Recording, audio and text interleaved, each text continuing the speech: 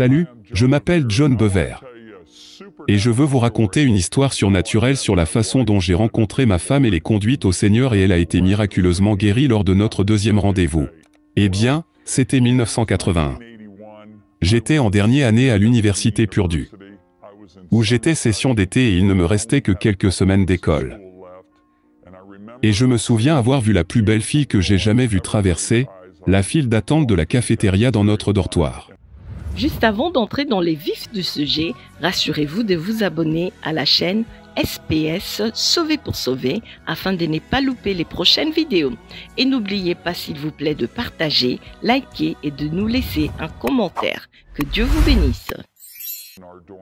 J'ai murmuré une prière.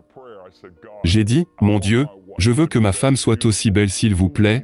Eh bien, le lendemain matin, je l'ai rencontrée et tout ce dont elle parlait, c'était de fête, de se saouler, de boire 16 bières, de jeter sa voiture dans le fossé et j'ai pensé, cette fille est dans un autre monde. Alors, j'ai perdu tout intérêt. Mais j'ai appris quelque chose ce matin-là. Au petit déjeuner, qu'elle ne pouvait pas manger de produits laitiers, parce qu'elle souffrait d'une maladie incurable appelée intolérance au lactose et que c'était un cas grave. Elle devait même parfois aller à l'hôpital, si elle touchait quelque chose contenant des produits laitiers, et donc 4 gars et moi qui jouaient au basket tous les jours à l'école d'été ensemble, nous allions à sa table et c'était de la nourriture gratuite pour moi. J'avais le fromage, j'avais les yaourts, tout ce qui était laitier et je me souviens qu'un jour, elle est venue me voir cet être-là. Et a dit John, je pense que ma mère est dans une secte et j'ai dit, eh bien, je pars hors de la ville.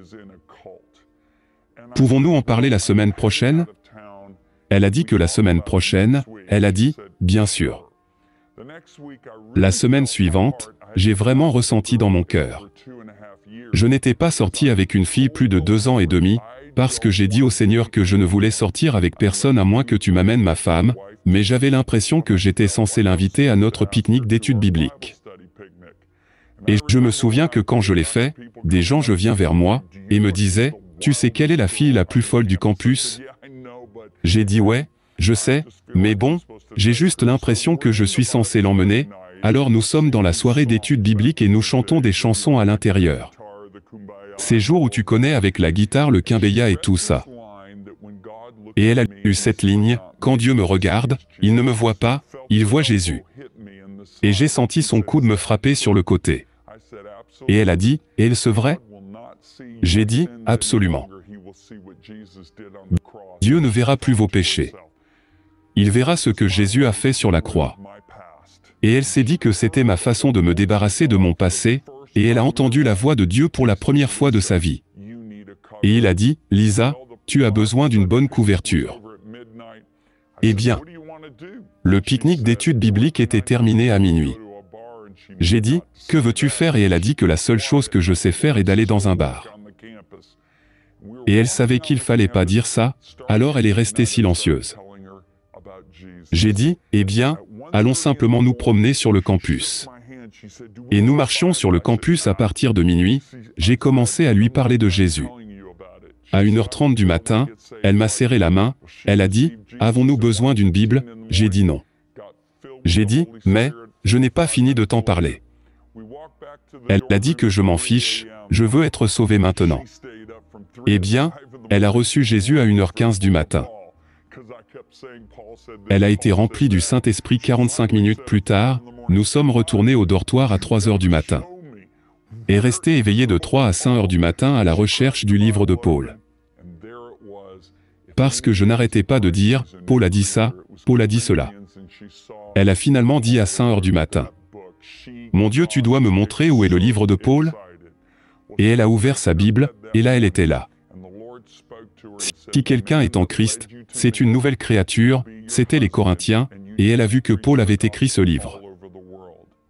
Elle était tellement excitée qu'elle faisait son lit ce matin-là, et le Seigneur lui a parlé et a dit, l'homme qui t'a amené à moi sera ton mari.